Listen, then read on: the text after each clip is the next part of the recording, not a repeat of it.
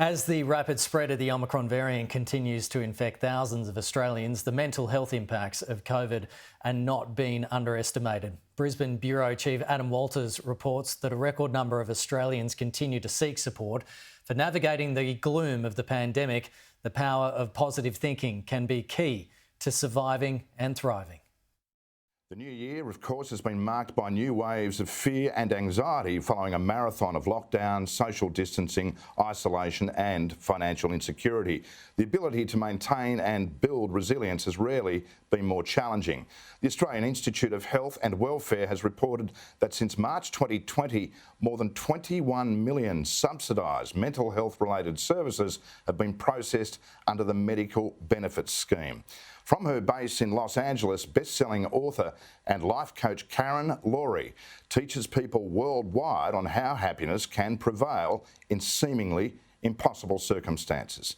Karen, welcome to Sky News. Your books have inspired thousands to bounce back from adversity and keep on bouncing. What would you say to those who have struggled with the misery of the COVID cloud? Well, first, I would just say, it's totally understandable because it's a lot of stuff that's going on that can be pretty intense. So I just feel so much compassion.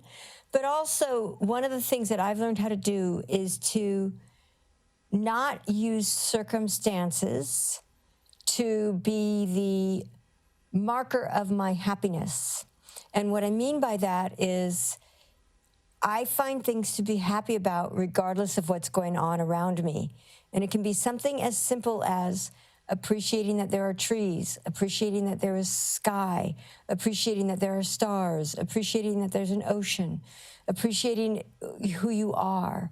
So there's so much that can be done if you start even small to appreciate things. And I usually spend some time, maybe half hour in the morning and half hour in the evening, just appreciating things. So it's not so much meditation, it's just looking on the bright side. And for those who might be consumed with fear or even self-loathing because of their circumstances, what's your advice to them in terms of believing in themselves when the odds for their recovery and prosperity seem to be so impossible? There's a practice I do, and it's in, I think, most of my books, at least the first and the third book, and it's about acknowledging to yourself. I do this by writing, but not everybody likes to write. But if you do, I write out I am, and then I listen in my heart to what it says, what I feel from my heart. So I'll say I am, and it's always looking for something positive, not anything negative. And then I feel loved. I am blessed. I am fortunate. And the trick is to do it so much that who you are transforms into who you want to be. And you can take the qualities that anyone else has, you can look up any movie star or anybody, and take the qualities that they have and give them to yourself, because I don't believe that the universe rations out qualities. I believe we all have the capacity to be as magnificent as we want to be.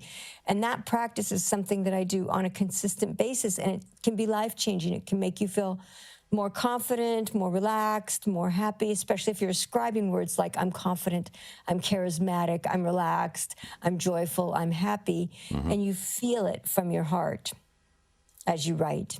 So this is way beyond, it's way beyond ego, Karen. You strongly believe in a holistic approach. What's your view of how individuals can naturally build their powers of resistance and general resilience?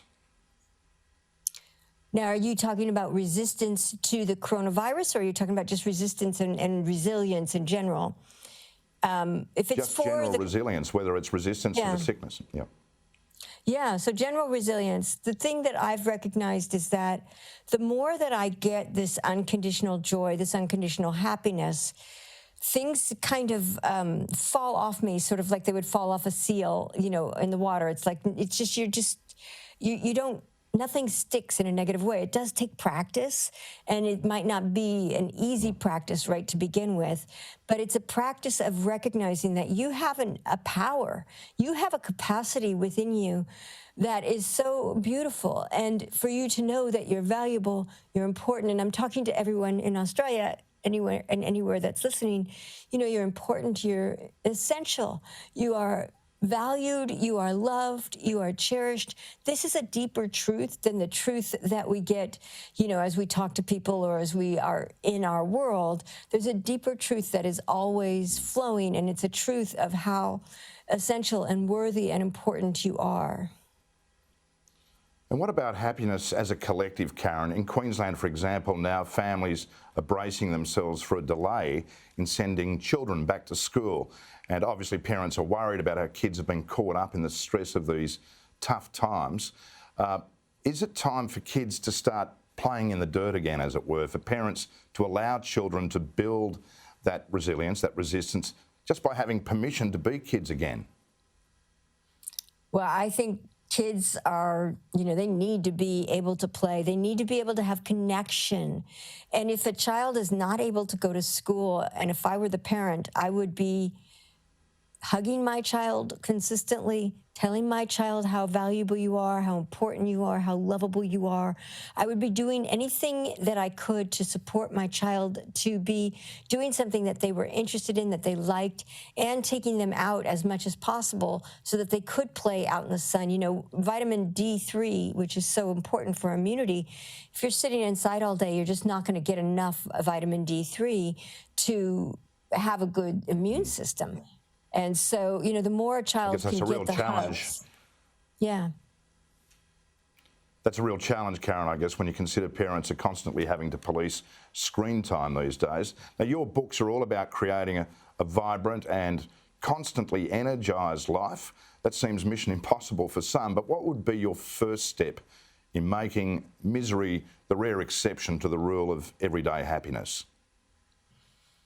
Well, it does take practice, but that first thing that I talked about, which is looking at the things that you appreciate, and it might be just something like, I appreciate that I can sit up. I appreciate that I can walk. I appreciate that I can smile.